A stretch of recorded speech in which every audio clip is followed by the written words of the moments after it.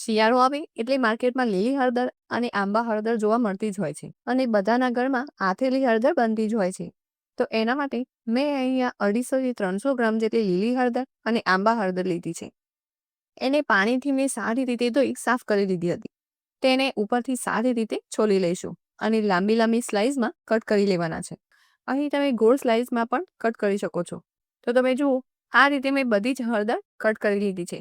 સાથે અહીં હળદરમાં ઉમેરવા મરચાંને પણ મોટી સ્લાઇસમાં કટ કરી લીધા છે. હવે મરચાંને આપણે હળદરમાં ઉમેરી દઈશું. સાથે સ્વાદ અનુસાર મીઠું, રાઈના કુળિયા, 1 ચમચી જેટલું કાચું તેલ એડ કરી બધી જ વસ્તુને સારી રીતે મિક્સ કરી લઈશું.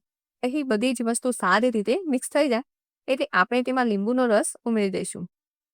સાથે ઝીણા કટ કરેલા લીંબુના ટુકડા પણ એડ કરી દઈશું અને બધી જ વસ્તુને સારી રીતે મિક્સ કરી લઈશું.